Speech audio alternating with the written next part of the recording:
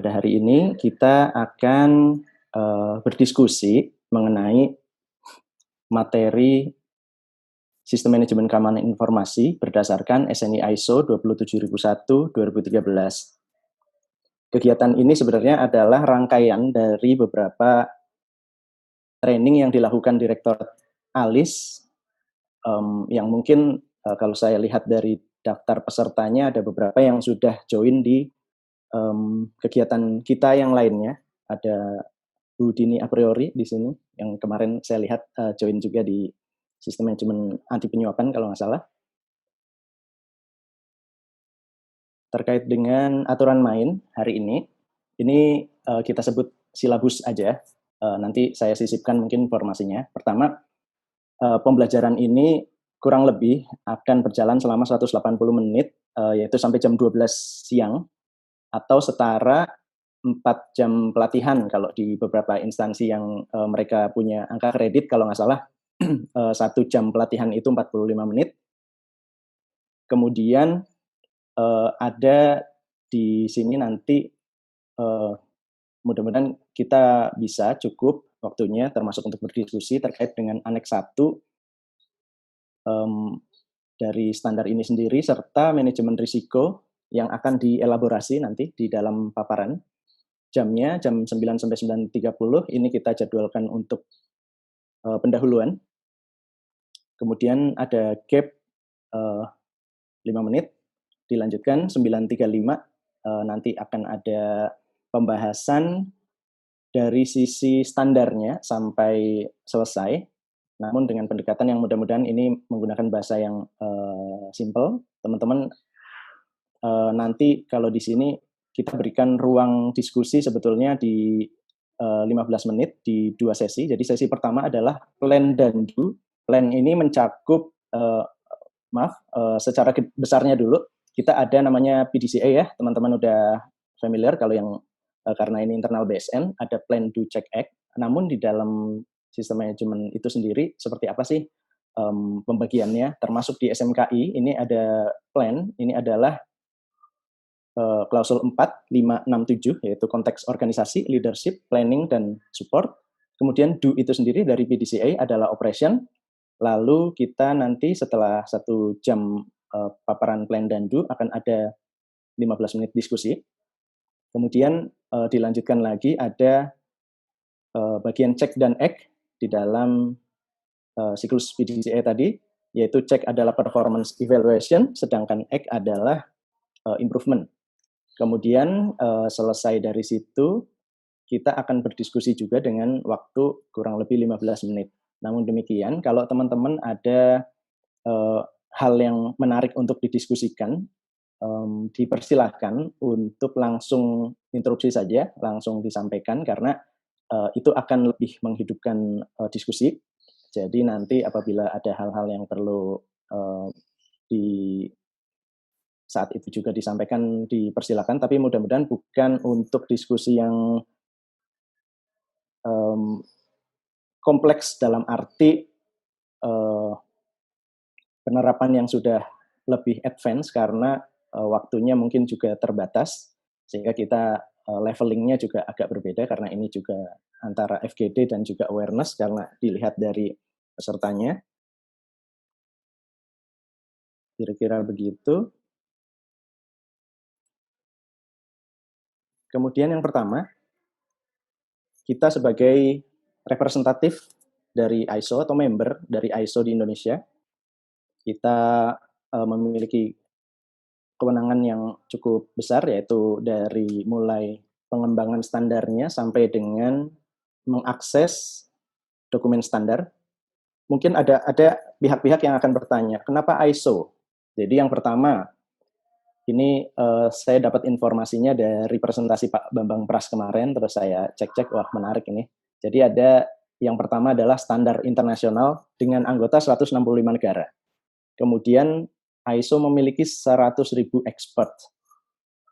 Yang lainnya adalah memiliki koleksi kurang lebih 20.000 standar. Mungkin ada dokumen-dokumen atau standar-standar private yang lainnya yang bisa digunakan sebagai framework untuk penerapan uh, sistem manajemen keamanan informasi, misalnya dari NIST di Amerika, kemudian ada yang lain-lainnya. Ini sifatnya private yang mungkin secara keberterimaan ISO ini tentunya lebih kuat ya dibandingkan dengan yang lain.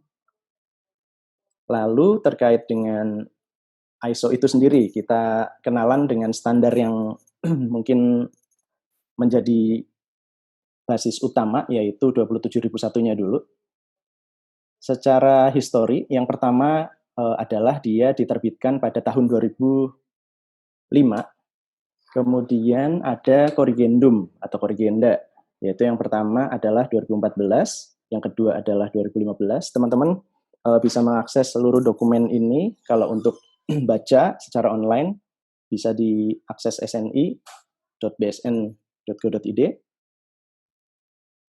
Mayoritas dokumen tersedia di sana yang sangat terpakai oleh publik, mayoritas tersedia. Kemudian yang terakhir adalah versi 2013 ini juga, yang sudah difinalisasi reviewnya, karena ISO kan per 5 tahun sekali ada review. Nah, di 2018 ada review sampai selesai di Desember 2018. Kemudian di bulan Juni 2019 ditetapkan lagi bahwa ISO 27001 versi 2013 ini dilanjutkan. Jadi tidak ada amandemen. Jadi mungkin teman-teman bertanya-tanya ya, kenapa saat ini versinya masih 2013? Kira-kira seperti kronologisnya. Lalu kalau teman-teman ingin melihat jumlah sertifikat ISO, ini bisa dilihat juga dari ISO survei yang ada di tautan di bawah ini. Atau masuk ke web ISO, ketik di ikon pencarian survei, nanti akan muncul. Ini sebagai contoh ISO survei 2018 yang dirilis pada bulan September 2019. Jadi artinya memang kalau kita lihat ISO survei ini tidak terlalu dekat tahunnya, karena dia estimasi jumlah per akhir tahun yang dirilis pada tahun berikutnya, bulan September. Artinya yang termutakhir sekarang karena saat ini belum September 2020, masih versi 2018. Jadi untuk Indonesia sendiri, kalau kita lihat ada 163 sertifikat dengan 335 sites. Sebagai catatan, ini juga bukan angka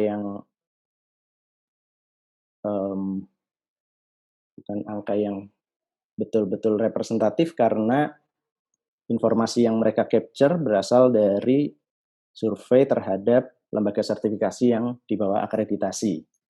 Lingkup dan tujuan SNI ISO 27001. Untuk apa sih kalau teman-teman baca di struktur 27001, saat yang menjadi persyaratan dari penerapan ataupun sertifikasi adalah klausul 4 sampai dengan 10. Klausul 4, klausul 1 sampai 3 ini bukan persyaratan. Klausul 1 adalah lingkup. Ini saya elaborasi di sini. Jadi secara lingkup dan tujuan, ISO 27001 ini adalah mendefinisikan persyaratan untuk menetapkan, menerapkan, memelihara, meningkatkan secara berkesinambungan terhadap sistem manajemen keamanan informasi. Persyaratan dalam standar ini bersifat umum, sehingga sama dengan standar sistem manajemen mutu, bahwa ini dapat diterapkan oleh organisasi apapun tanpa dibatasi oleh jenisnya, ukurannya, serta sifat dari organisasinya. Ini juga merupakan standar dengan pendekatan berbasis risiko, artinya melibatkan asesmen melibatkan asesmen risiko serta manajemen risiko terkait dengan keamanan informasi. Ini juga merupakan standar internasional dengan sasaran untuk melindungi informasi dalam konteks secara kerahasiaan, secara harusnya bukan impartiality, secara integrity, serta secara availability, gitu ya. Di sini saya jabarkan lagi, confidentiality. Ini adalah melindungi dari penggunaan informasi secara tidak berwenang, atau kerahasiaannya bocor bisa diakses oleh orang lain. Contoh, daftar gaji karyawan swasta diakses oleh seorang karyawan yang tidak berwenang. Di sini saya pakai istilah swasta biar lebih spesifik aja, karena kalau pemerintahan kita memiliki gaji yang terstandar dan semua orang sudah tahu, sehingga ini mungkin informasinya sifatnya berbeda. Jadi contohnya adalah swasta. Yang kedua, perlindungan informasinya itu adalah secara integrity atau keutuhan.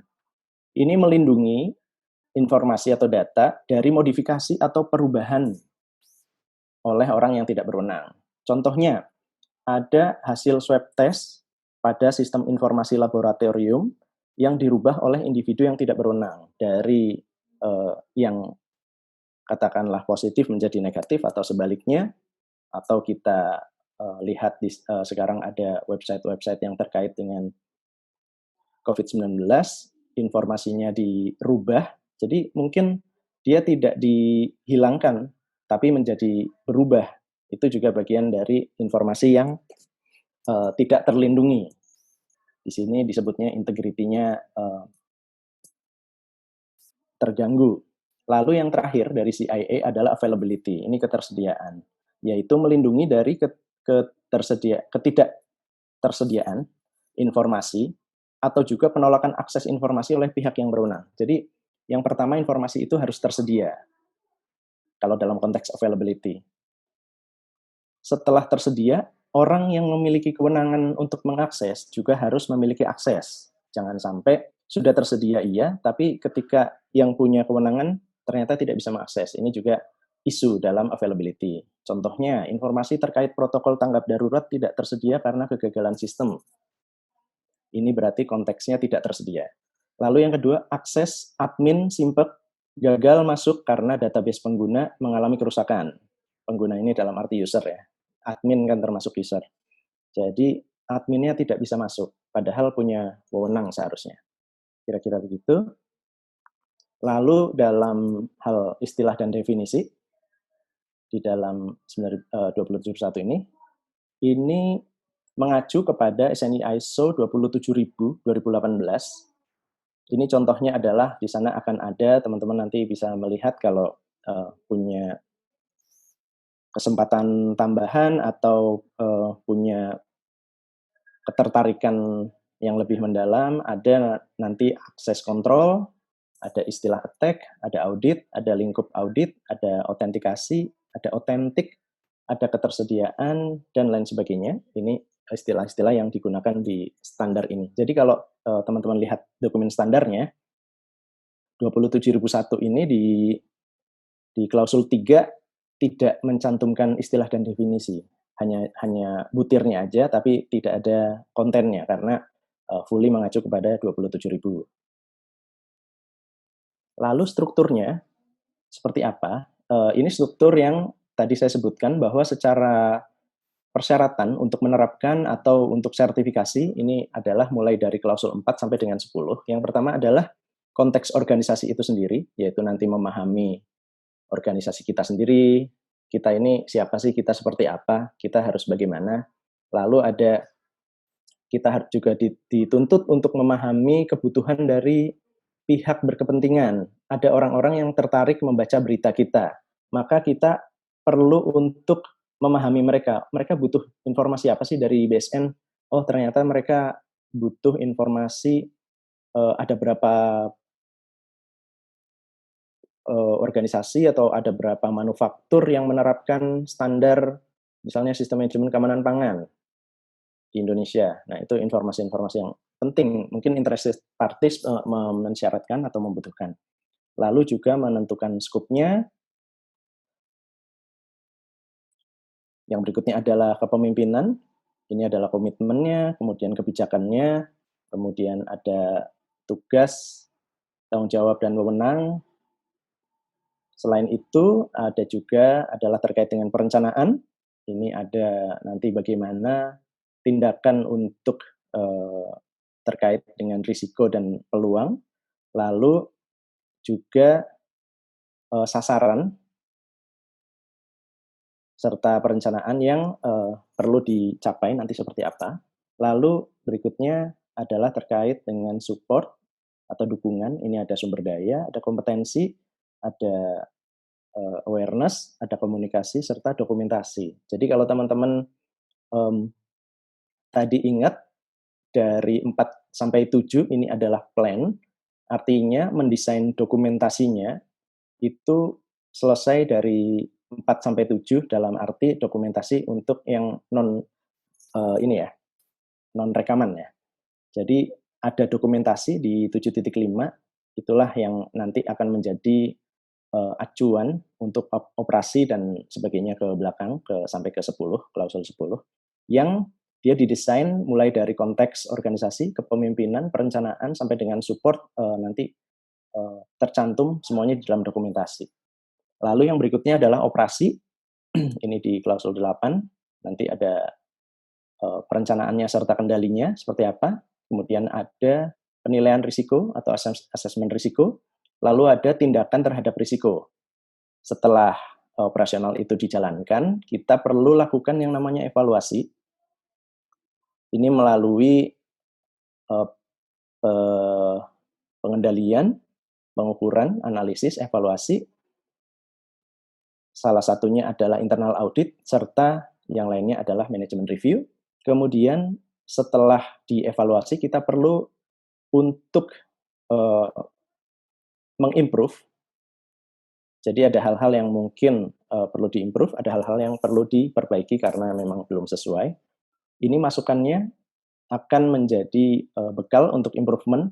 Jadi ada nanti tindakan korektif serta continual improvement yang didesain sedemikian rupa sampai ini menjadi masukan baru untuk penetapan konteks organisasi. Jadi konteks organisasi ini selain dari identifikasi diri kita sendiri apabila menerapkan baru ya dalam hal sistem manajemen, bisa juga apabila sistem manajemennya sudah berjalan panjang akan ada input-input lainnya untuk menetapkan konteks organisasi, yaitu dari hasil performance evaluation yang di klausul 9, serta apa yang dilakukan di improvement klausul 10. Lalu kita akan memasuki pembahasan standar, dokumen standarnya satu persatu. Nah, teman-teman ini kalau kita training di hotel ada yang gelisah ya keluar masuk ruangan. Nah, sekarang biar nggak gelisah karena materinya agak lebih mungkin lebih banyak kontennya dibandingkan pendahuluan. Mudah-mudahan kita siap dengan diskusi yang seru, terutama dari Pak Ibu Pusdin yang sudah expert sekali menerapkan dokumen ini lebih awal dibandingkan dengan unit kerja yang lainnya. Mungkin ada hal-hal seru yang bisa di-share. Nah, kita mungkin sediakan waktu 5 menit untuk menyiapkan ini ya, snack terbaiknya. Ada Mbak Hanum ya. Makanan dan minuman terbaiknya. 5 menit ya dari sekarang sampai 9:42 kita lanjut lagi. Baik, Bapak Ibu dan teman-teman sekalian, kita pertama akan masuk ke sesi 1. Nanti ada 2 sesi, jadi ada sesi pertama dan sesi kedua. Ini masuk sesi 1, yaitu konteks organisasi, kepemimpinan, perencanaan, serta dukungan.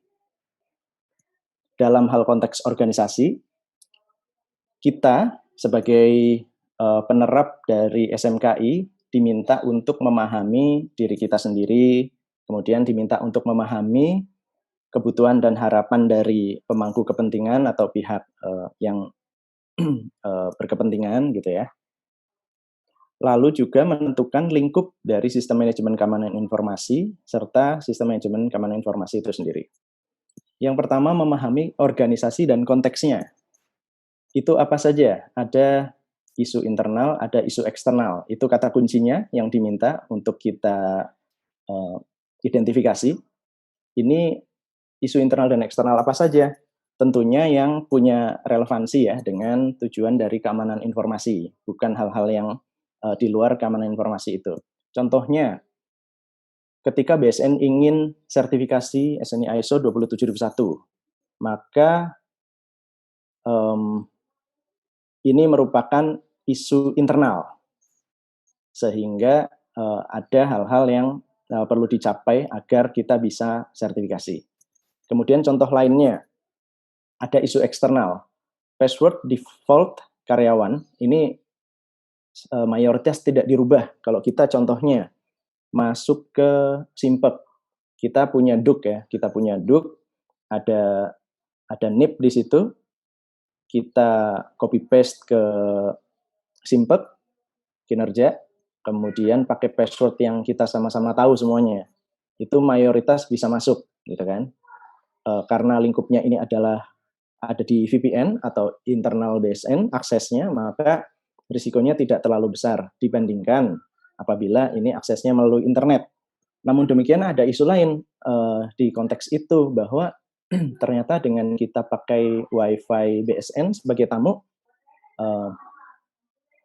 barangkali kita bisa untuk mengakses itu gitu ya. Ini isu di mana kita perlu akhirnya menimbang, oh kita harus menerapkan kontrol yang memadai nih untuk keamanan informasinya.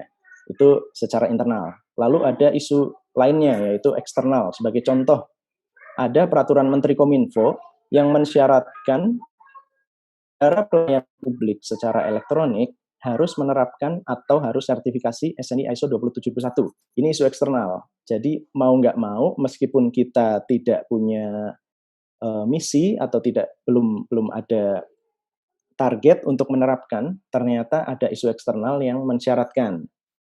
Kira-kira begitu, maka kita harus memahami itu, harus seperti apa.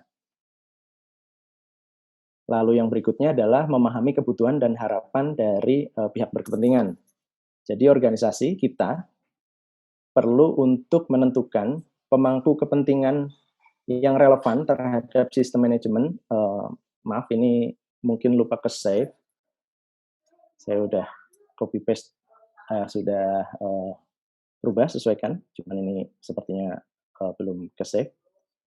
Yang B adalah persyaratan yang relevan dari pemangku kepentingan. Jadi ada pemangku kepentingan yang dia barangkali memiliki persyaratan, yaitu misalnya melalui peraturan menteri dipersyaratkan kita harus seperti apa, harus memiliki kontrol yang seperti apa. Ini perlu menjadi hal yang kita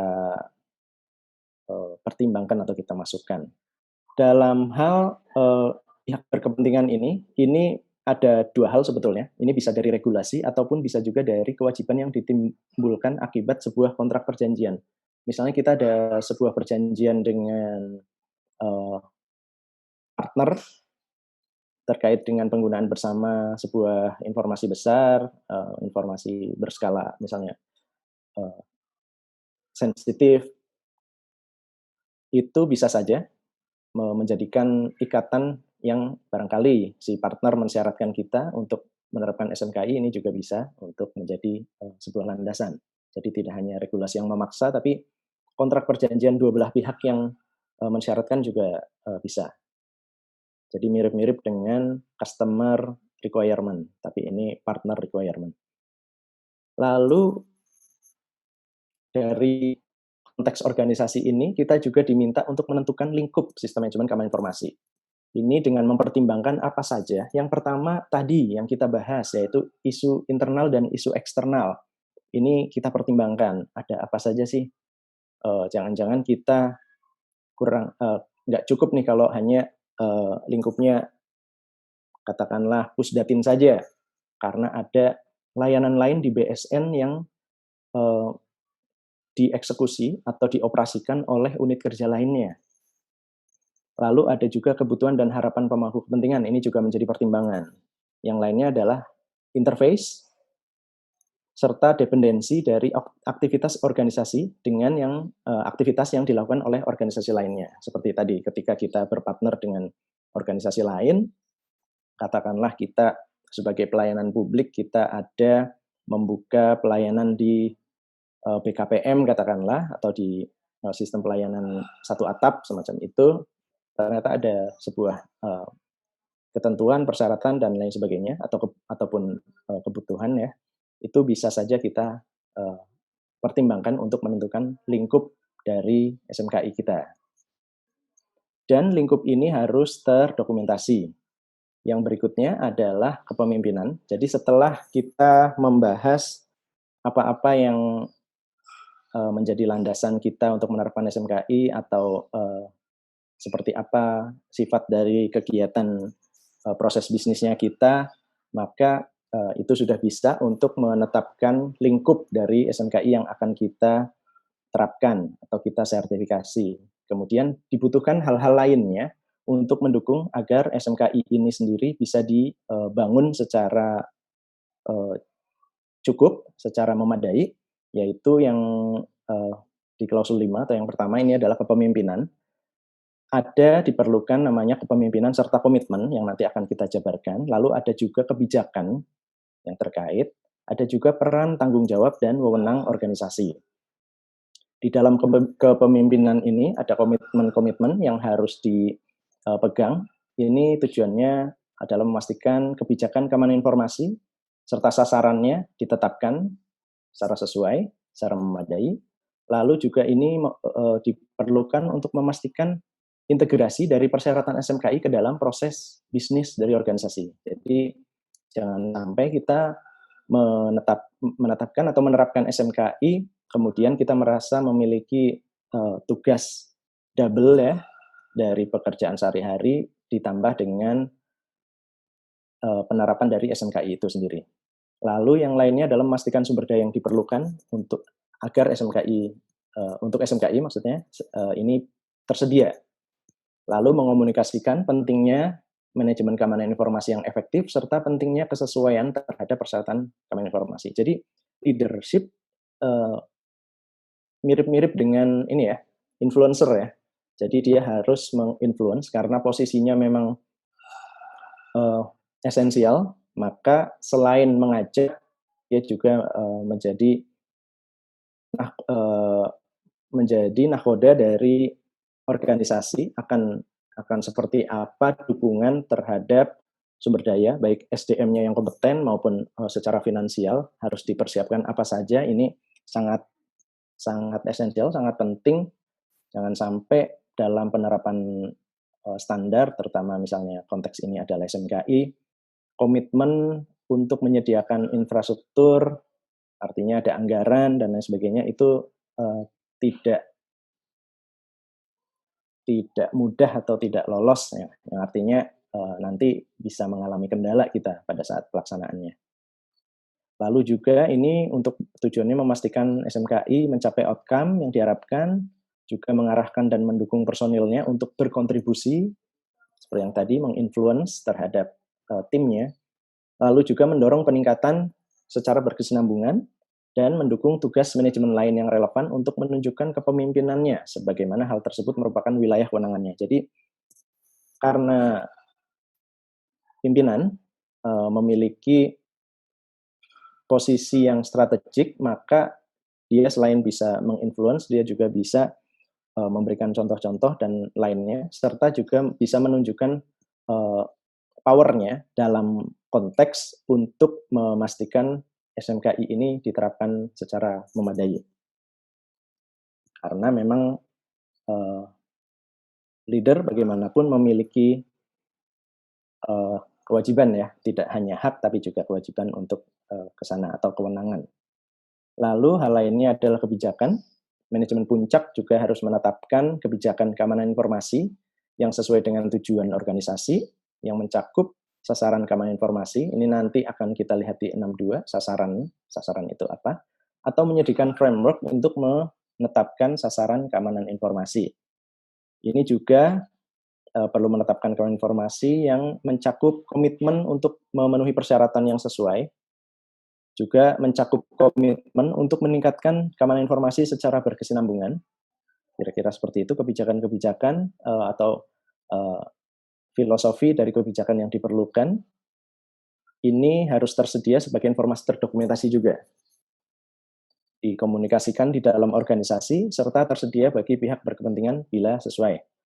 Lalu ada lagi peran tanggung jawab dan wewenang dari organisasi. Manajemen puncak ini harus juga memastikan bahwa tanggung jawab dan wewenang bagi peran yang terkait keamanan informasi ini ditunjuk serta dikomunikasikan.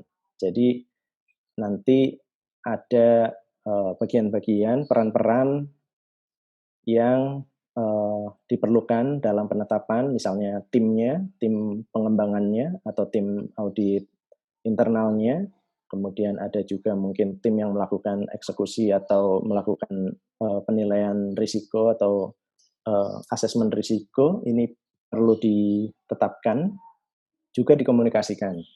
Jangan sampai orangnya kaget, oh saya belum pernah mendapat penunjukan atau SK atau apapun bentuknya, atau sounding, belum pernah mendengar, tahu-tahu diminta untuk melakukan hal-hal yang cukup kompleks, yang mungkin secara kompetensi akhirnya menjadi tidak cukup.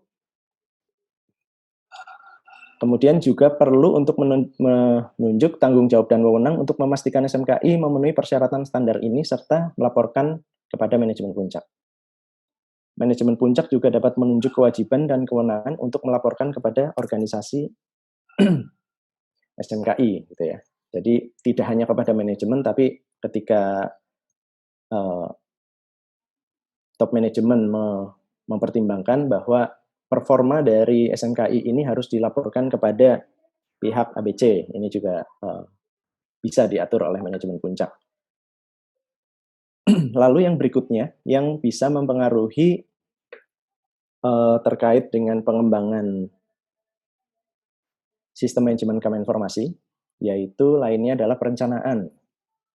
Ini contoh-contohnya adalah tindakan yang ditujukan pada risiko dan peluang, serta sasaran keamanan informasi dan perencanaan untuk mencapainya.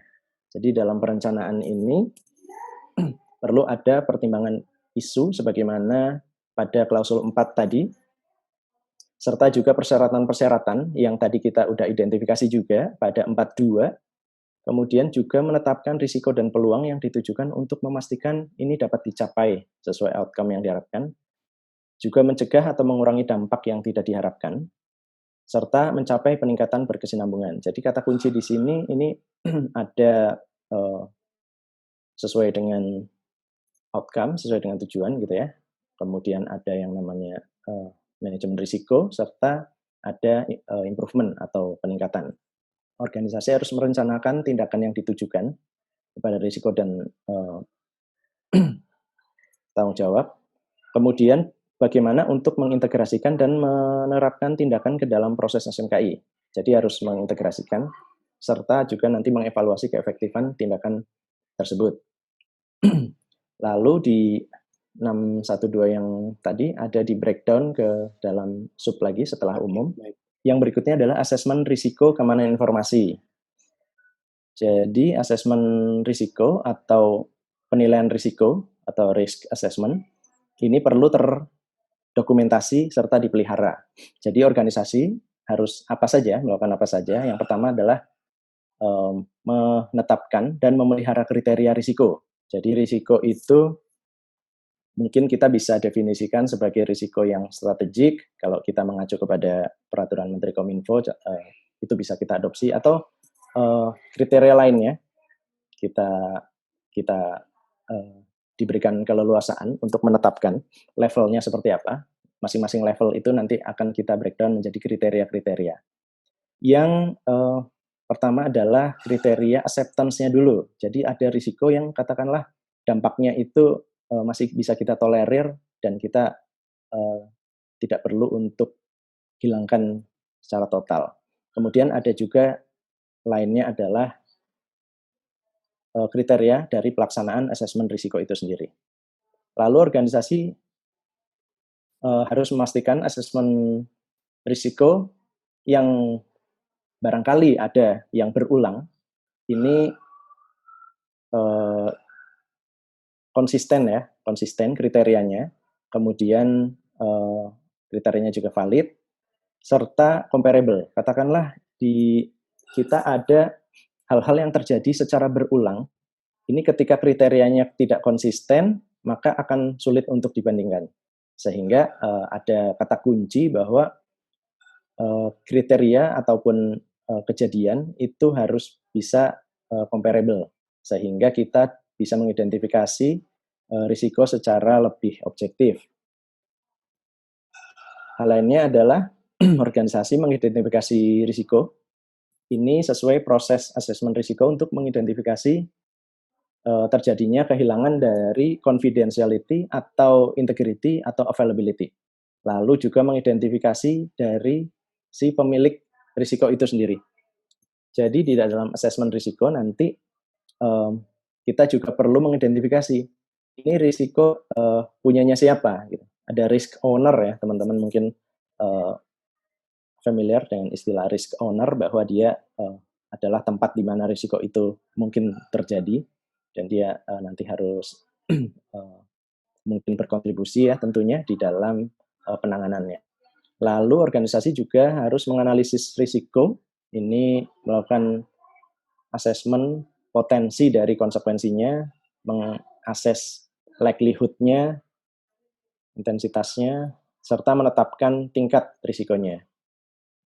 Lalu juga mengevaluasi risiko dengan cara membandingkan hasil terhadap kriteria. Jadi tadi ada kriteria yang kita tetapkan, maka nanti setelah ada evaluasi, kita bandingkan untuk menentukan katakanlah levelnya serta prioritas penanganannya. Lalu penanganan risiko keamanan informasi. Jadi setelah tadi kita melakukan risk assessment, ada juga kita melakukan risk treatment. Kita apakan, gitu ya. Dan ini juga terdokumentasi. Jadi sebagai contoh, apabila kita nanti mendapati sebuah risiko yang menghilangkan data, sebagai contoh aja, kita harus punya cara-cara mitigasi atau punya daftar penanganannya.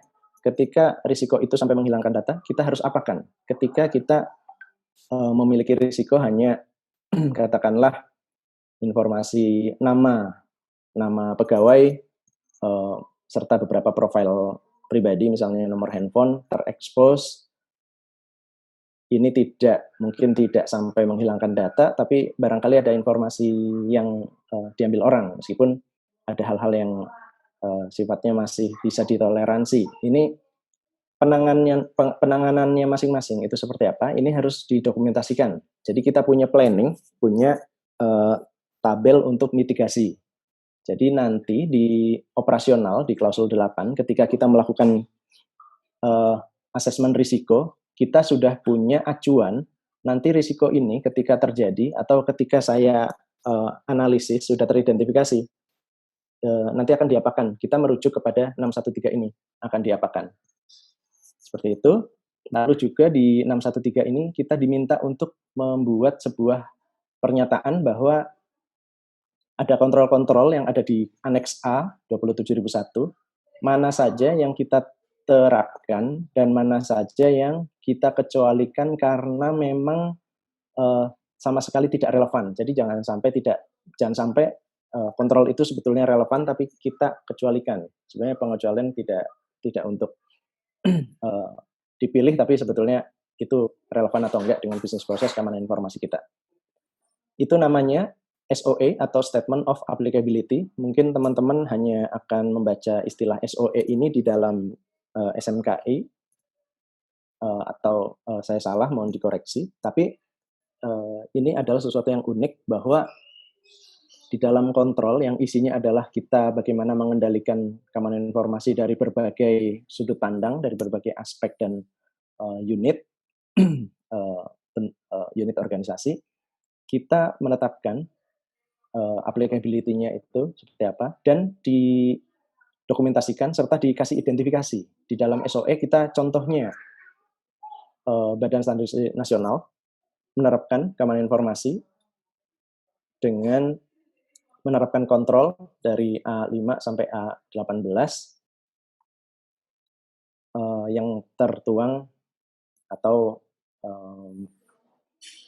yang mencakup unit Pusdatin sebagai contoh. Itu SOE yang biasanya didokumentasikan, lalu ada identifikasi revisi berapa, versi berapa, tanggal berapa, serta juga kadang-kadang mencakup juga lingkupnya. Jadi ada yang mungkin tidak mencantumkan lingkup karena lingkup ada di dokumen lain, tapi juga bisa sekaligus mencantumkan lingkupnya di dalam SOE. Kira-kira seperti itu. Di dalam sertifikasi, auditor dia pertama akan melakukan evaluasi terhadap auditinya dalam keamanan informasi. Dia akan melihat dulu SOE, mana yang diterapkan, mana yang enggak.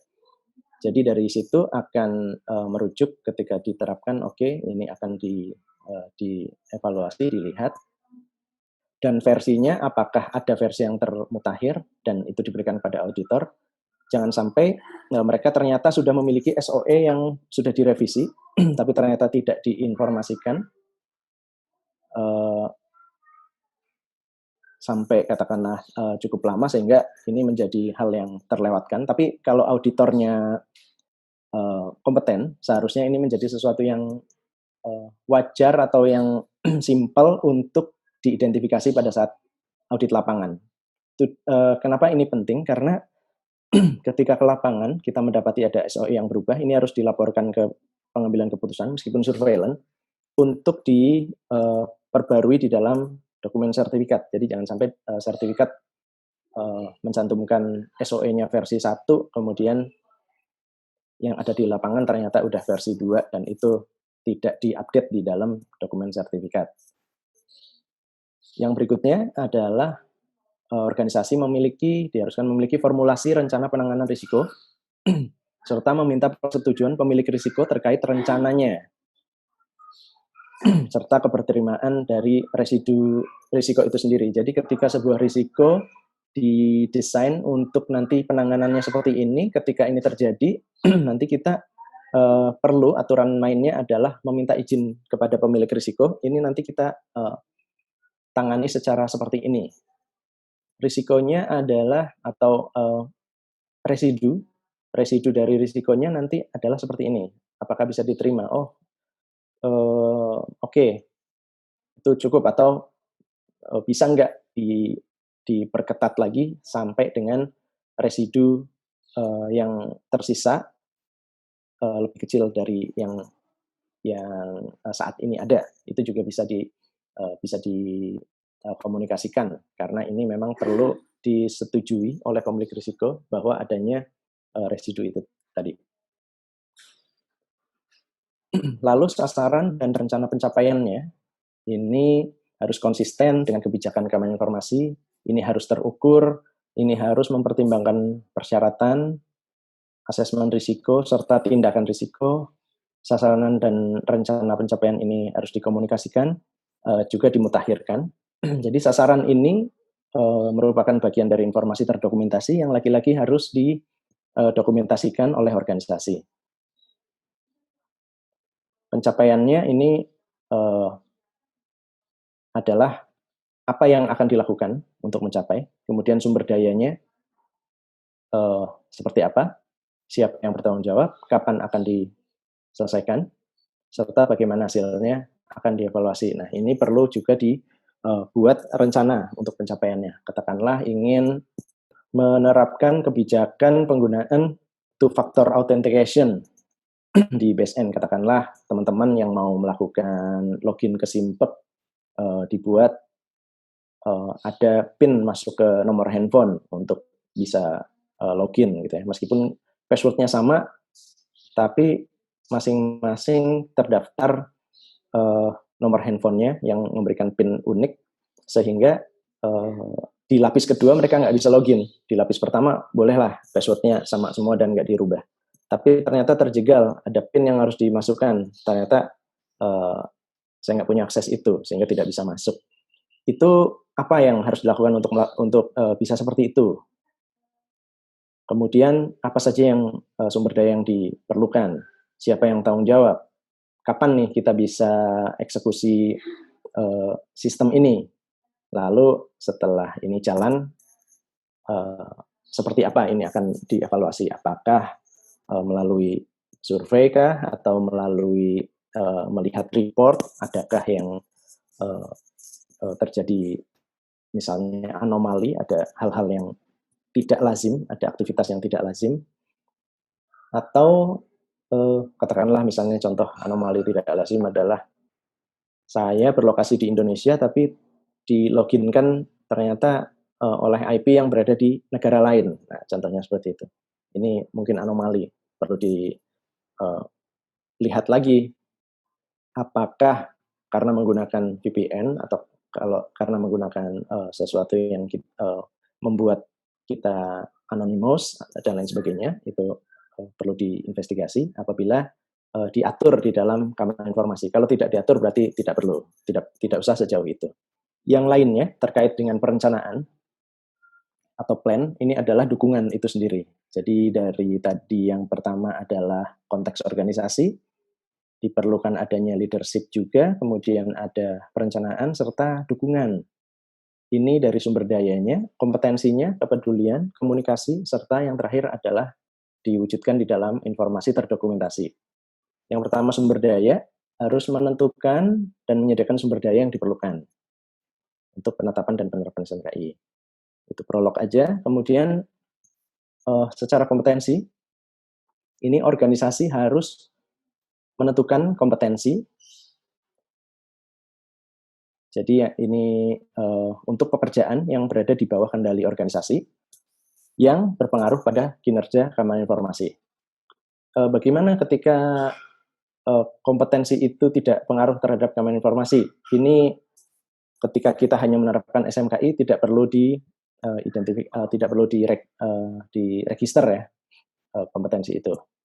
Lalu yang lainnya adalah memastikan orang-orang yang ada di dalamnya itu kompeten, yaitu dengan pertimbangan pendidikan, pelatihan, atau pengalaman yang memadai.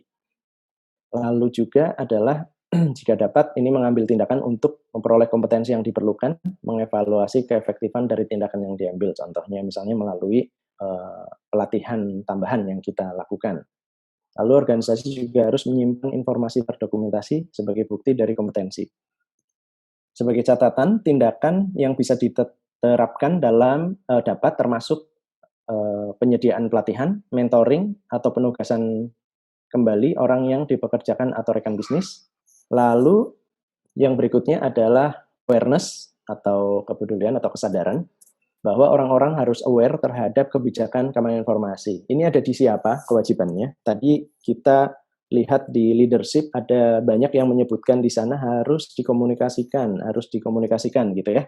Artinya manajemen memiliki tugas untuk mensosialisasikan ini, termasuk bagian lainnya yang sudah diatur, ditunjuk untuk melakukan sosialisasi terhadap kebijakan keamanan informasi. Lalu orang harus peduli bahwa kontribusinya ini penting terhadap keefektifan SMKI. Jadi jangan sampai orang beranggapan bahwa keamanan informasi ini hanya bisa diwujudkan oleh Pusdatin BSN. Tidak, tapi semua berkontribusi. Jangan sampai kita melihat adanya misconduct dari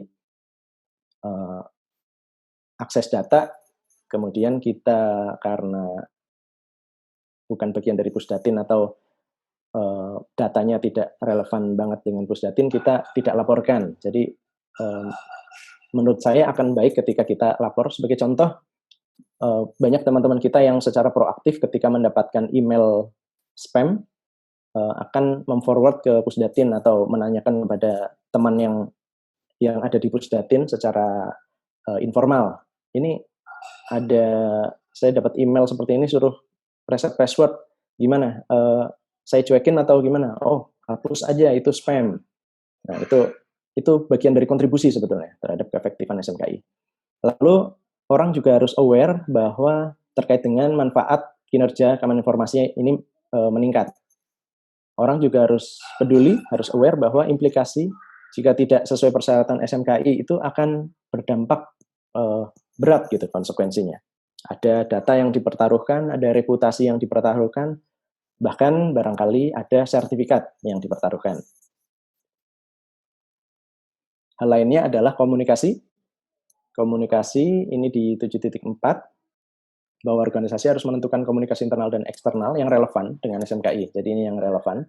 Artinya ketika hanya menerapkan SMKI aja, maka cakupan dari penetapan komunikasi ini tidak perlu terlalu luas.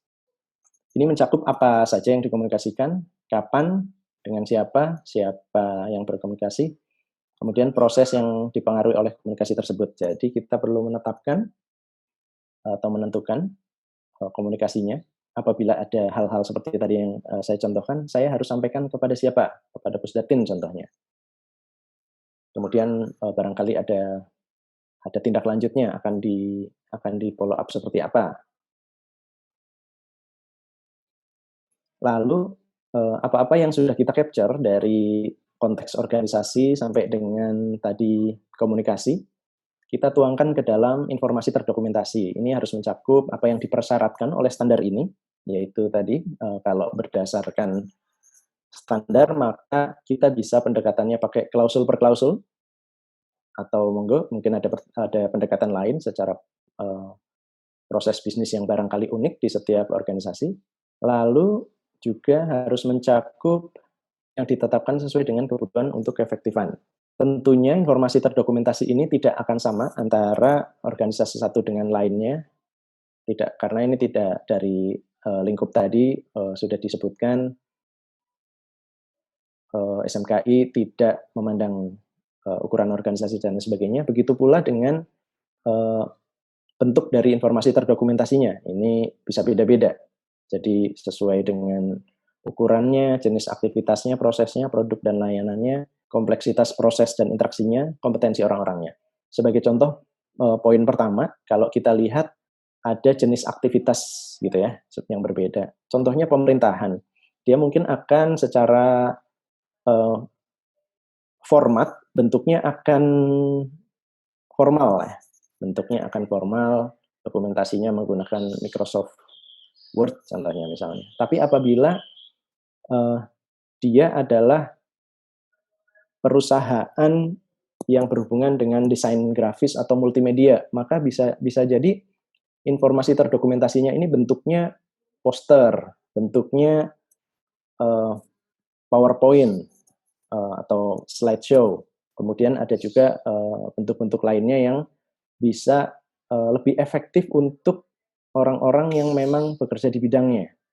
Jadi mungkin orangnya jarang membaca dokumen yang hanya teks saja, dia lebih efektif ketika itu dibuat sebagai bagan atau poster dan sebagainya, itu bisa saja.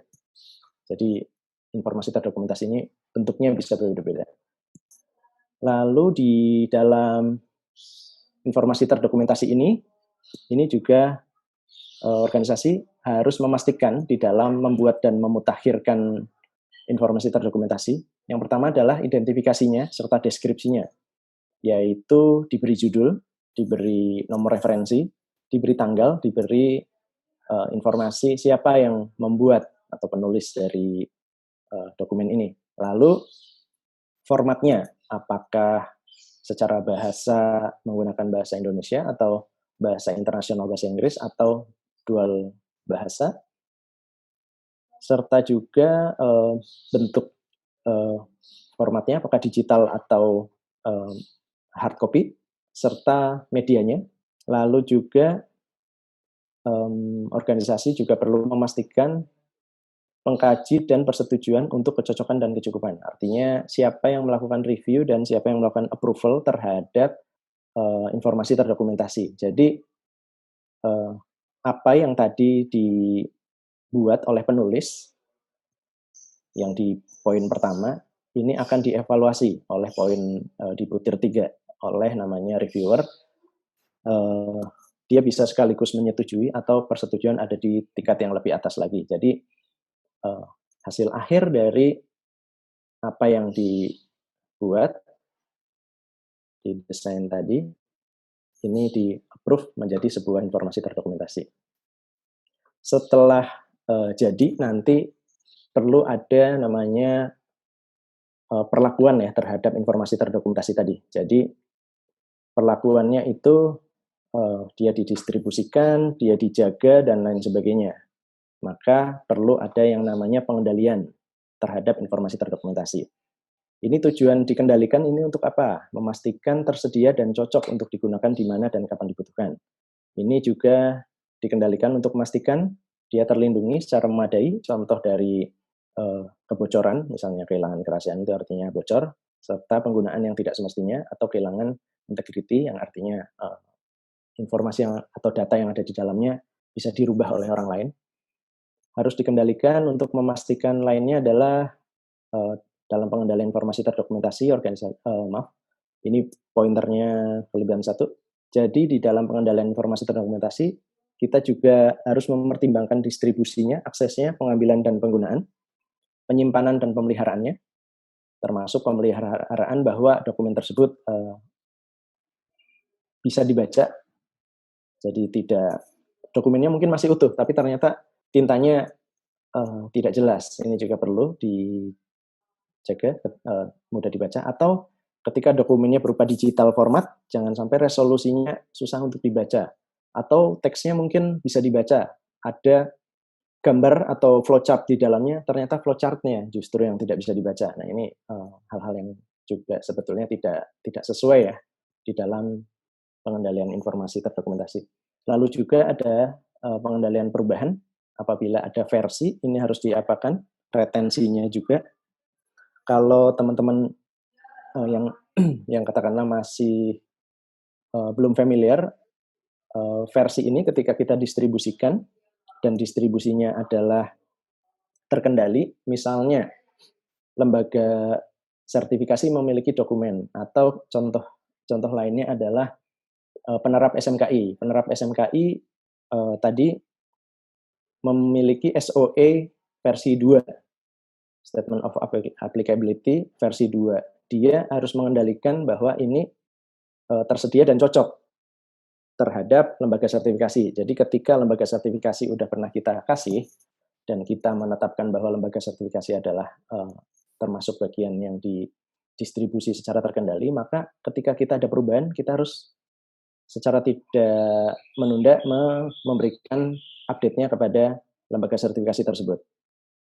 Jadi jangan sampai ketika mereka visit ada informasi yang berbeda, kemudian tidak teridentifikasi dengan baik sehingga mempengaruhi terhadap pertimbangan atau keputusan dari sertifikasi.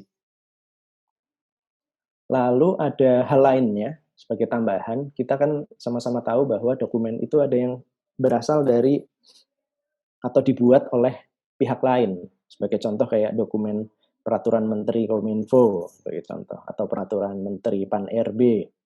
Ini dokumen yang berasal dari sumber eksternal namanya. Ini juga perlu kita tetapkan sebagai dokumen yang relevan. Jadi ketika itu relevan, kita harus putuskan, oke, ini relevan. Atau kita harus memiliki master list dokumen yang di situ mengindikasikan dokumen eksternal yang kita pelihara ada apa saja. Oh, ada peraturan Menteri Kominfo, ada peraturan Menteri Pan-RB, dan sebagainya. Ini perlu dipelihara, perlu dikendalikan. Ini diidentifikasi secara memadai. Lalu yang berikutnya, masih di sesi pertama, sesi 1 sebelum diskusi, ini adalah operasi. Jadi tadi ada sesi pertama plan, sesi pertama do yang sekarang. Operasi ini ada 3 klausul kalau di dalam SNI ISO 27721. Yang pertama, perencanaan dan pengendalian operasi. Yang berikutnya adalah asesmen risiko keamanan informasi. Lalu tindakan terhadap risiko keamanan informasi.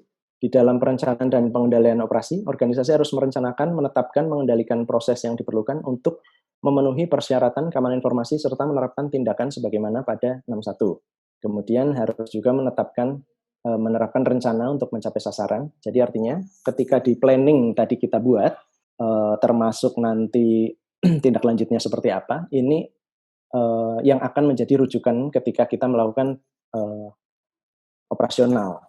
Di dalam operasional, kita mungkin akan terlibat di dalam namanya penilaian risiko atau asesmen risiko. Nah, ketika kita mendapati ada yang sifatnya mungkin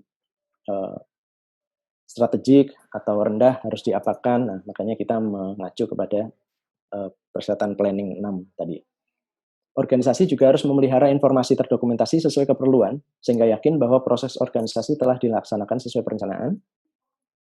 Organisasi juga harus mengendalikan perubahan yang direncanakan, serta meninjau konsekuensi dari perubahan yang tidak disengaja. mengambil tindakan untuk memitigasi setiap dampak yang merugikan jika diperlukan. Organisasi harus memastikan bahwa proses yang dialihdayakan tetap ini ditetapkan serta dikendalikan. Jadi kita harus menetapkan apa-apa saja yang dialihdayakan. Jadi bukan kira-kira yang tidak terdokumentasi, ini harus ditetapkan, terdokumentasi, kemudian dikendalikan. Lalu asesmen risiko. Asesmen risiko ini dilakukan asesmen atau identifikasi atau analisis risiko sesuai interval yang direncanakan. Misalnya kita satu kali melakukan risk register gitu ya. Katakanlah setiap tahun kita memantau ada risiko apa saja sih tahun ini, barangkali inputnya ada peraturan baru atau inputnya ada hasil dari tadi performance evaluation yang ada di klausul 9 yang membutuhkan adanya improvement atau corrective action, terus kita tetapkan gitu ya.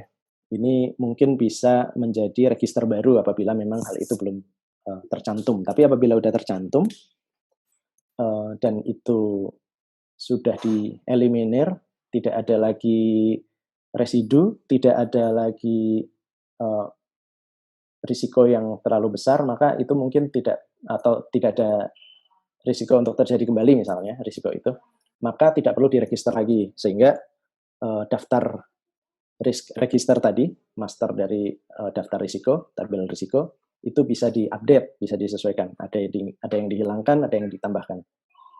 Lalu organisasi juga harus memelihara informasi terdokumentasi sebagai hasil dari asesmen risiko keamanan informasi. Jadi diregister, contohnya. Setelah di-assess risikonya, kita juga perlu lakukan yang namanya tindakan. Tindakan ini harus diterapkan rencananya, seperti apa. Lalu organisasi juga harus memelihara informasi terdokumentasi hasil dari tindakan tersebut. Jadi didokumentasikan. Kira-kira demikian, kita ada sesi diskusi pertama, tapi mungkin saya izin untuk lihat terkait dengan manajemen risiko sekilas. Jadi tahapannya dalam identifikasi risiko, karena itu mengacu kepada standar lainnya, jadi di 27.1 kita mungkin tidak mendapati adanya bagaimana cara melakukan analisis risiko yang ada di persyaratan 8. Ini langkah-langkahnya adalah dijabarkan di SNI ISO 31.000, manajemen risiko, ada perencanaan terlebih dahulu, identifikasi, analisis, kemudian perencanaan mitigasinya, kemudian monitoring dan kontrolnya.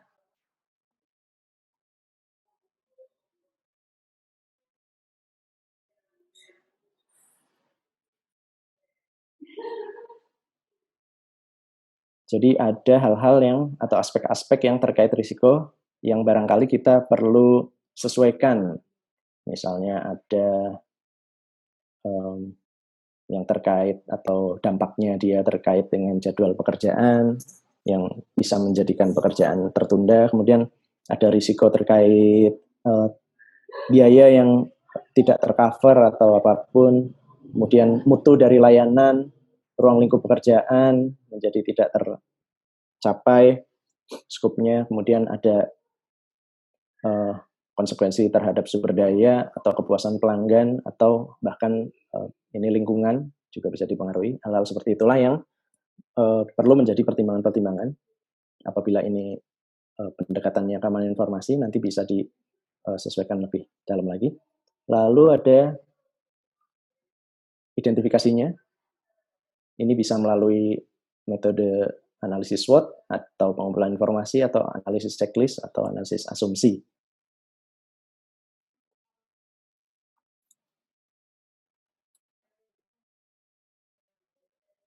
Nah, kalau kita lihat matriksnya di dalam analisis risiko, kira-kira seperti ini. Jadi ada probabilitas serta dampak, bisa saja dampaknya ini tinggi, tapi kemungkinan terjadinya kecil, sehingga dia masih di area biru atau di next. Ini contohnya. Jadi kalau di dalam matriks kira-kira seperti ini, kita bisa tetapkan sebagai contoh risikonya mulai dari ekstrim atau strategik atau apapun namanya. Ada tinggi, kemudian ada sedang, ada rendah. Kadang-kadang ada juga yang rendah, sedang, minor, tinggi, jadi nggak ada ekstrim, adanya tinggi, tapi ada sedang, ada minor, dan lain-lain, itu disesuaikan. Jadi ada kondisi-kondisi, sebagai contoh dia hampir tidak pernah terjadi, dampaknya ringan, atau jarang terjadi, dampaknya ringan, otomatis ini hijau, rendah. Kalau yang contohnya sedang, ini adalah jarang terjadi, dampaknya pun sedang, atau sering terjadi tapi dampaknya ringan. Lalu yang risiko tinggi adalah ketika dia hampir tidak pernah terjadi, meskipun kalau terjadi ini dampaknya sangat berat, tapi hampir tidak pernah terjadi. Beda halnya dengan jarang. Kalau hampir tidak pernah, mungkin ini sesuatu yang impossible, sehingga ini masih di area risiko tinggi tapi bukan ekstrim. Yang ekstrim adalah ketika jarang. Jarang itu artinya bisa terjadi sewaktu-waktu, beda dengan hampir tidak pernah. Ini bisa terjadi sewaktu-waktu. Sekalinya kena, dampaknya berat. Ini tentunya merah, atau dampaknya sedang tapi hampir selalu terjadi. Mati listrik terus-terusan gitu ya. Contohnya. Kemudian dalam mitigasi risiko, tadi kita sebut-sebut mitigasi, harus direncanakan. Misalnya dia ada risiko negatif ya, karena risiko itu tadi ada sebetulnya ada negatif, ada positif. Positif ini adalah peluang, yang negatif mungkin kita bisa mitigasi sebagai contohnya untuk dihindari, atau untuk ditransfer, atau pindahkan ke pihak lain, atau dimitigasi, atau diterima. Jadi contoh diterima ketika dampaknya tidak terlalu berpengaruh, atau tidak berpengaruh sama sekali. Terus dimitigasi bagaimana disikapi gitu ya. Misalnya ada action tertentu, seperti kita melakukan corrective action kalau di dalam ketidaksesuaian. Lalu dalam hal ditransfer sebagai contoh, kita berada di gedung yang listriknya sering padam, misalnya. Ini contoh aja, fiktif. Kita berada di gedung yang listriknya sering padam, tapi kita punya ruang server yang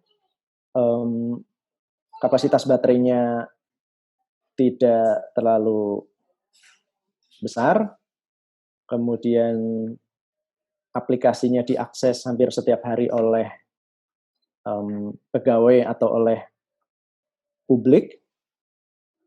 Ini sering terjadi pemadaman listrik, atau mungkin memang kualitas, atau mungkin berada di kota yang listriknya memang tidak terlalu berkualitas. Itu tentu agak rumit ya, karena melibatkan pihak lain yaitu PLN. Bagaimana kita bisa mengendalikan PLN atau bisa mengendalikan pemilik gedung, sementara kita tidak mempunyai representasi suara dari semua penghuni gedung.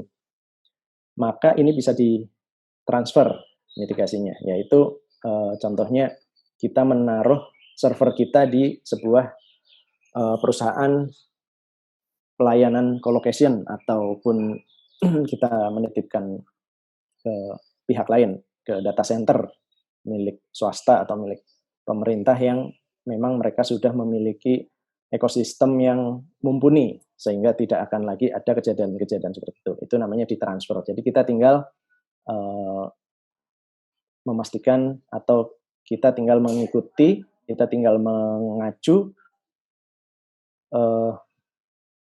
asesmen risiko serta mitigasinya dari perusahaan pihak ketiga tadi.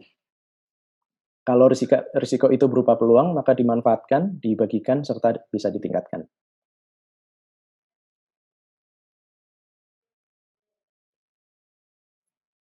Di dalam mitigasi risiko, ada perlunya langkah-langkahnya apa saja, tindakan untuk mengontrol ini apa saja, orang yang bertanggung jawab siapa, serta batas waktunya. Kemudian dimonitor dan dikendalikan.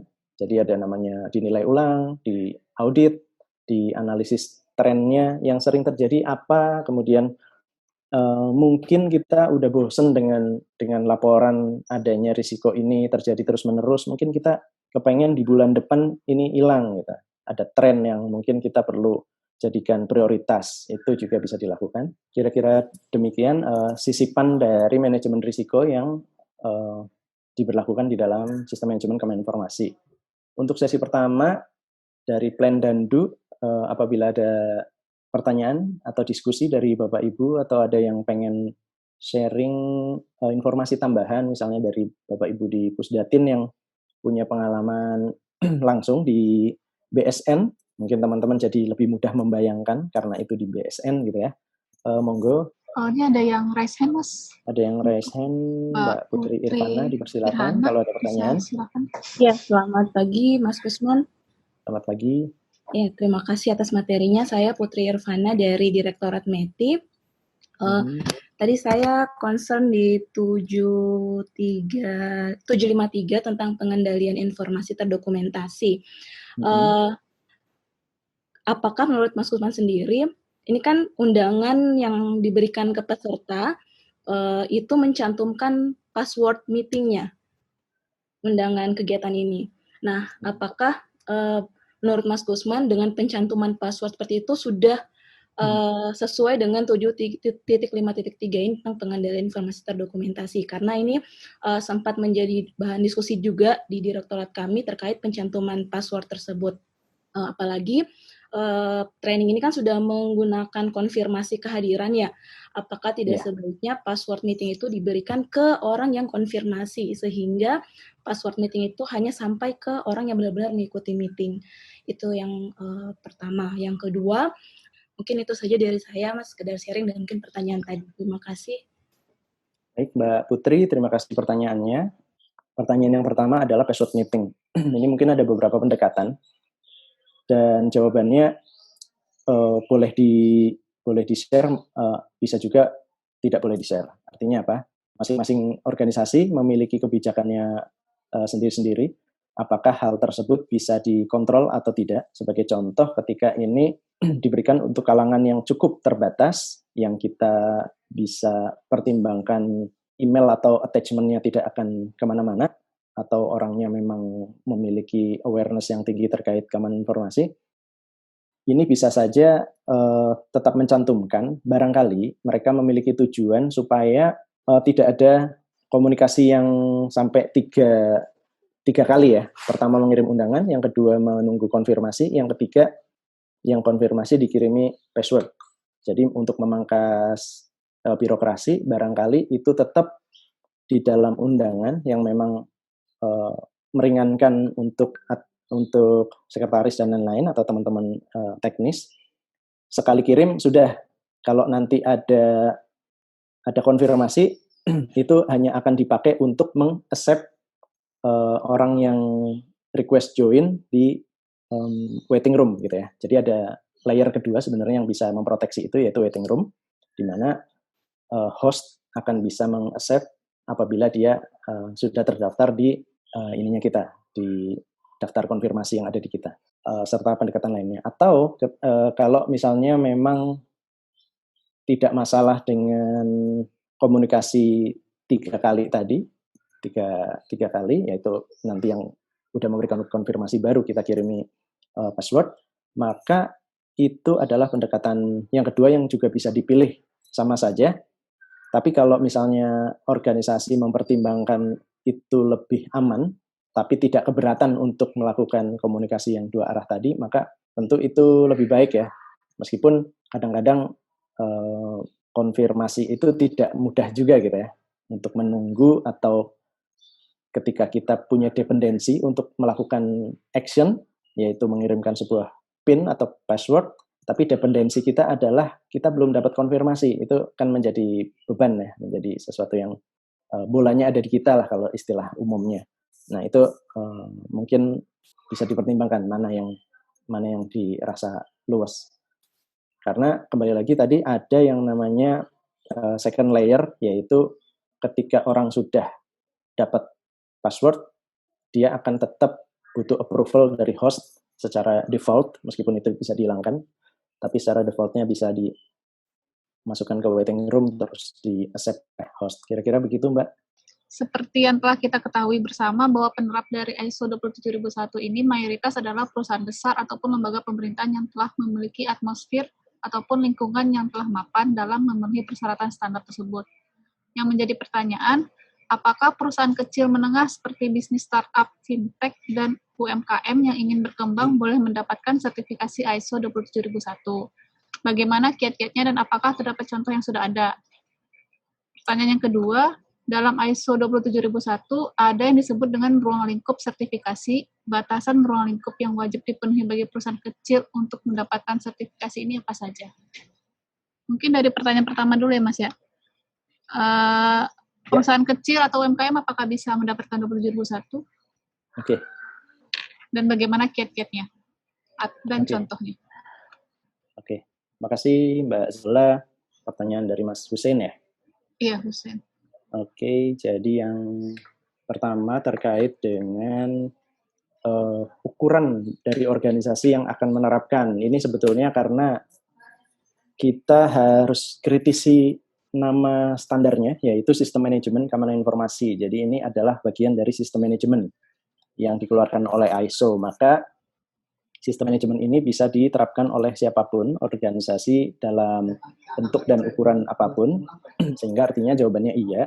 Ini bisa diterapkan di startup ataupun UMKM. Nah, kalau dari sisi tadi fintech bolehlah kita bilang fintech itu startup atau ada mungkin yang dianggap jumlah karyawannya sedikit. Tapi sebetulnya fintech yang ada di Indonesia itu dananya sangat besar dari luar negeri.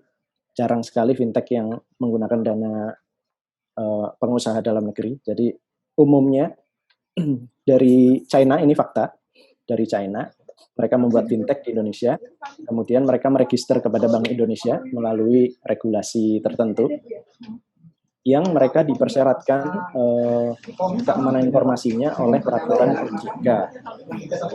Dan ini otomatis akan ada dua sisi untuk fintech itu sendiri kalau dijadikan contoh. Yang pertama, sisi kebutuhan untuk menjaga informasi.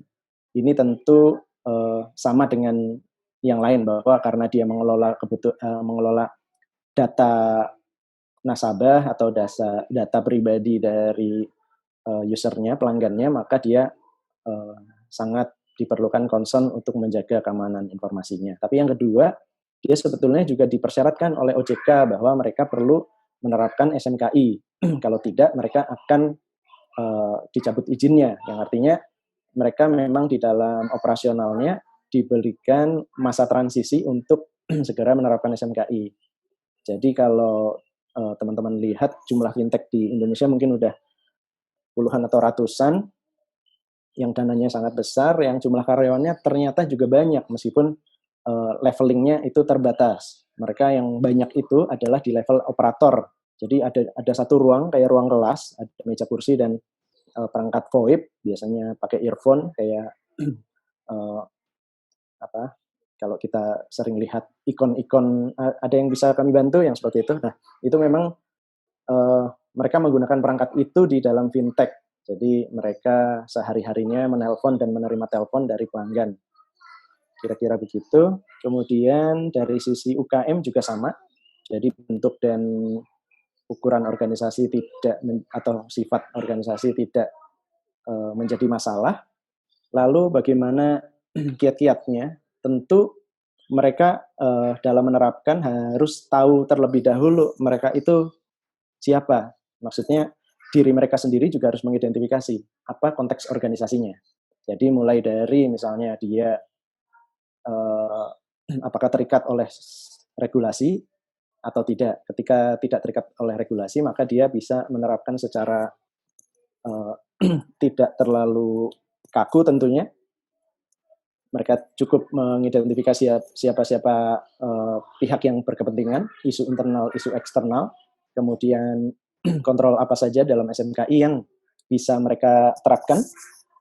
Kemudian dari situ mereka tinggal merencanakan bagaimana nanti pelaksanaan manajemen risiko, mitigasi manajemen risiko seperti apa, kemudian evaluasinya seperti apa dan improvementnya seperti apa, itu dituangkan ke dalam dokumentasi dan diterapkan. Kalau secara kiat seperti itu. Nah, mungkin secara pandangan lain adalah organisasi yang kecil jangan berpikir terlalu kompleks terhadap penerapan SMKI. Artinya dia sebetulnya punya kelebihan dibanding organisasi besar. Kelebihannya apa? Yaitu cakupan orang-orangnya sedikit.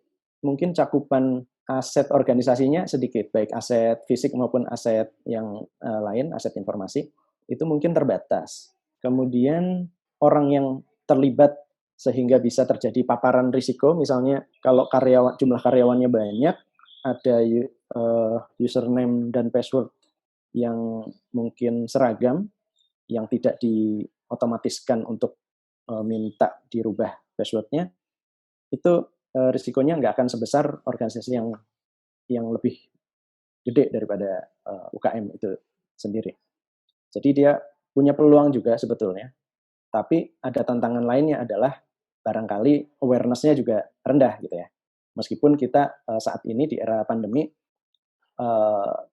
tidak lagi bisa menentukan bahwa perusahaan ini bonafit atau tidaknya hanya dari ukuran orang yang ada di dalamnya, karena sekarang semuanya udah dituntut atau dengan era normal baru ini semuanya udah diizinkan secara 100% untuk kerja dari rumah kalau perusahaan IT besar, maka ini bukan lagi menjadi ukuran. Kecil bisa jadi kompeten gitu. Saya hanya mau menggarisbawahi itu, bukan berarti kecil ini mungkin tantangannya adalah tidak kompeten, tapi dua-duanya bisa terjadi.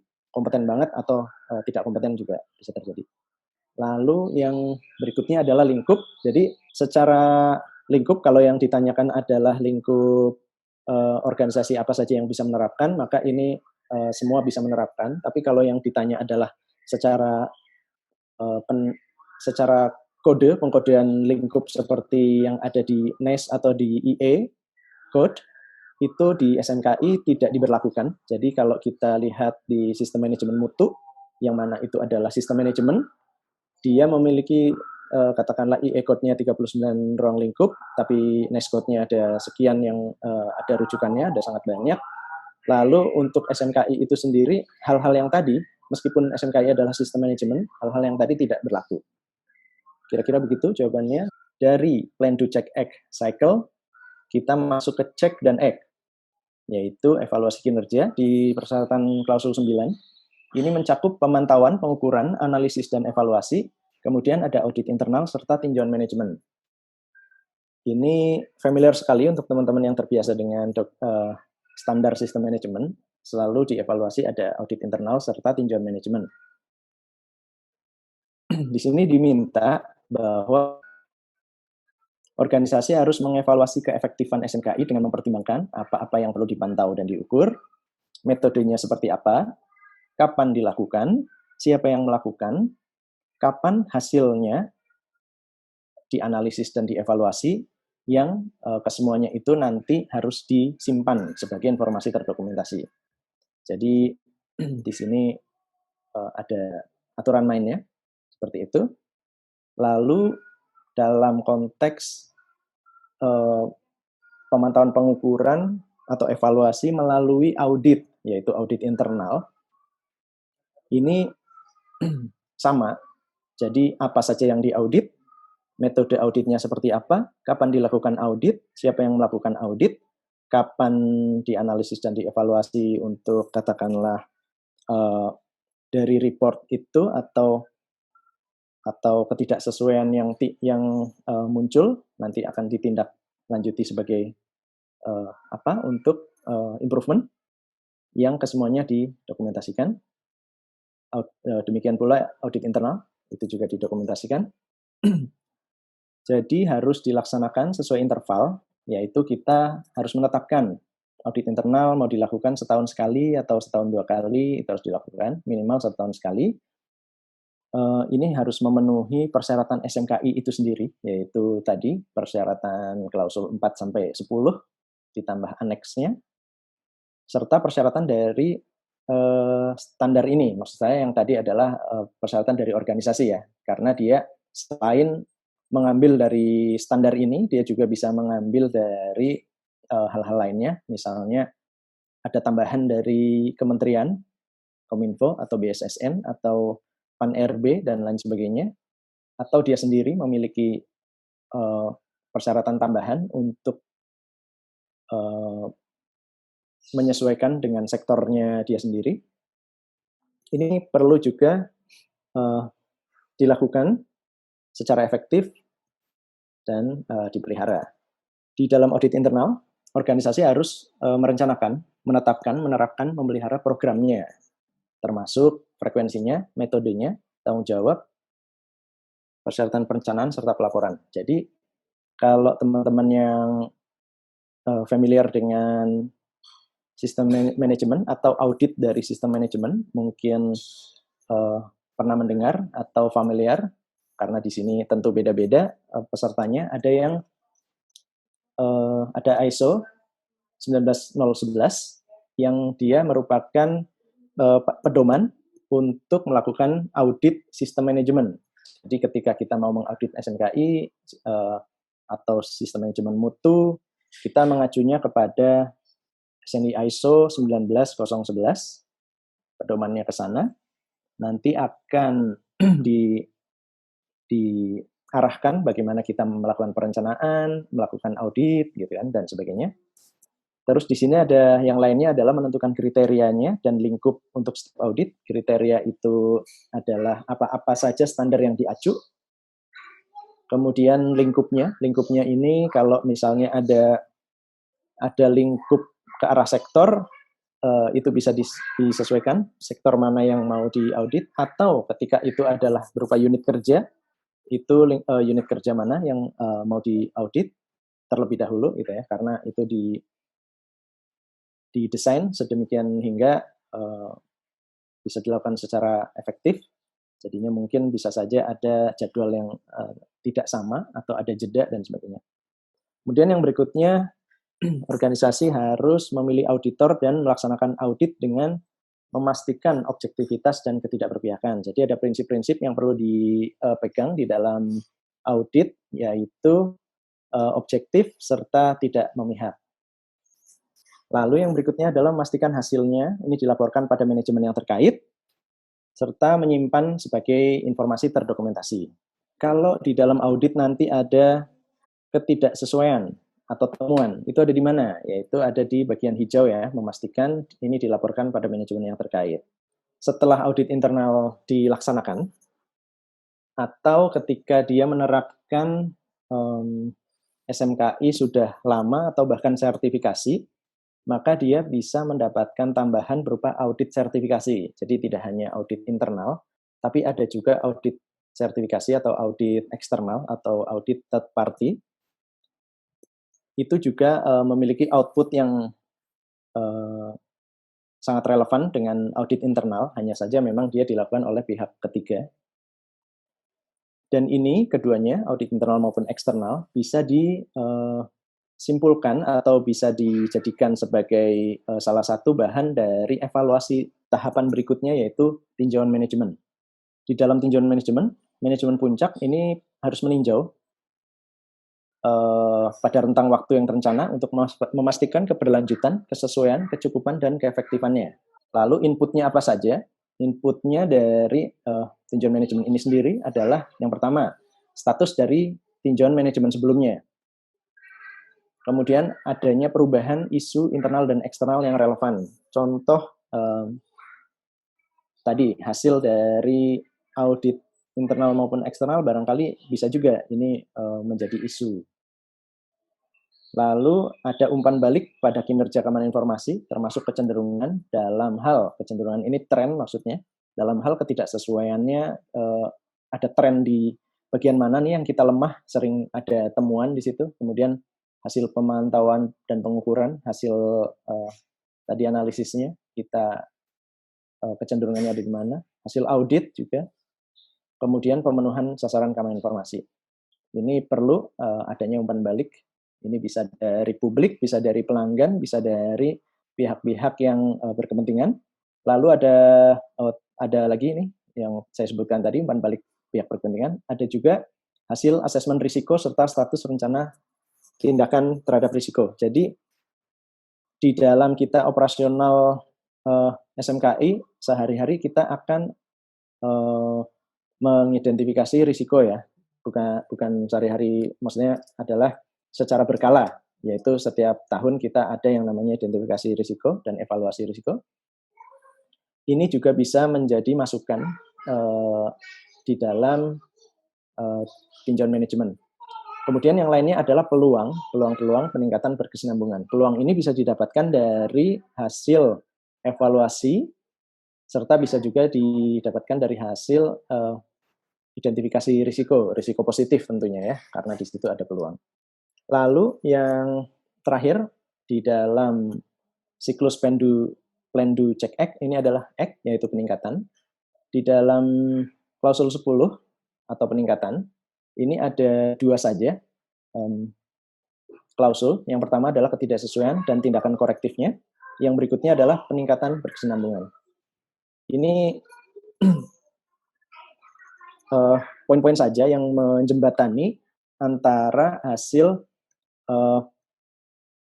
analisa performance atau analisis evaluasi kinerja kepada siklus yang berikutnya, yaitu masuk ke plan lagi dari setelah cek gitu ya, dari setelah cek. Dia akan dijembatani oleh klausul 10 ini. Pointernya adalah ketika ketidaksesuaian terjadi, maka organisasi harus menanggapi atau react di bahasa aslinya.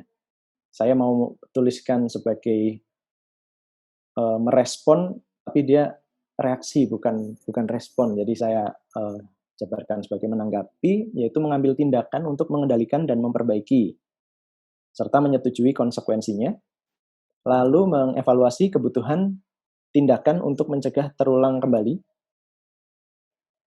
atau ini juga bisa terjadi di tempat lain, meninjau ketidaksesuaiannya, menentukan penyebabnya, menentukan adanya ketidaksesuaian serupa atau potensinya, lalu juga melaksanakan tindakan yang diperlukan, meninjau efektivitasnya, kemudian apabila diperlukan, ini juga bisa sampai merubah SMKI-nya. Jadi ini sejalan ya dengan yang saya sampaikan, bahwa ini memang menjembatani untuk mengidentifikasi konteks organisasi kembali gitu setelah terjadinya evaluasi atau setelah pelaksanaan dari evaluasi kinerja tadi. Lalu di dalam tindakan korektif, jadi karena di sini ada tindakan korektif 10.1, ini relevansinya adalah tadi reaksi terhadap ketidaksesuaian, misalnya dari hasil audit internal. Hasil audit internal mungkin ada temuan-temuan, hasil audit eksternal mungkin ada temuan-temuan, maka kita di dalam improvement ini perlu menindaklanjuti sebagai bentuk korektif. Ini harus dilaksanakan sesuai dengan dampak yang dijumpai. Lalu organisasinya juga harus menyimpan informasi yang dilakukan tadi, yang ditindaklanjuti sebagai bukti dari pelaksanaan korektif. Ini juga perlu mendokumentasikan sifat ketidaksesuaian dan setiap tindakan berikutnya yang diambil. Sifatnya mungkin ini bisa berupa leveling, misalnya major, minor, dan sebagainya, serta juga hasil dari setiap tindakan korektifnya. Ini hal-hal yang dua ini didokumentasikan. Lalu di 10.2 yang terakhir ini adalah peningkatan berkesinambungan. Organisasi harus secara berkesinambungan meningkatkan kesesuaian, kecukupan, dan keefektifan SMKI. Dari klausul 4-10, sebetulnya ada yang lainnya. Ini adalah aneks anormatif. Jadi tidak sama dengan aneks A pada sistem manajemen lainnya yang mungkin sifatnya adalah informatif atau hanya berupa informasi saja. Ini normatif yang harus atau masuk juga ke dalam persyaratan yang diterapkan. Di aneks A normatif ini ada namanya objektif dan kontrol-kontrol. Jadi ada sasaran dan kendalinya untuk penerapan SMKI. Ini sebenarnya diminta tadi kalau teman-teman Bapak Ibu lihat, ini ada yang membahas bahwa nanti ada kontrol-kontrol yang harus dilakukan untuk menerapkan SMKI ini. Yang pertama adalah A5, yaitu kebijakan Kementerian Informasi. Yang kedua, organisasi dari Kementerian Informasi. Yang berikutnya adalah keamanan sumber daya manusia, lalu ada manajemen aset, lalu ada kendali akses, ada kriptografi, lalu ada keamanan fisik dan lingkungannya, lalu ada keamanan operasional, keamanan komunikasi, kemudian ada akuisisi terhadap sistem, pengembangan dan pemeliharaannya, lalu ada hubungan dengan supplier, manajemen insiden keamanan informasi, IS itu Information Security atau KI, keamanan informasi. Lalu ada aspek keamanan informasi dari manajemen keberlangsungan bisnis seperti yang sekarang cukup populer di era pandemi, bahwa ada organisasi yang sukses melaksanakan business continuity management, dia akan bisa tetap beroperasi. Lalu yang terakhir adalah compliance. Di sini kita bahas secara sekilas, contohnya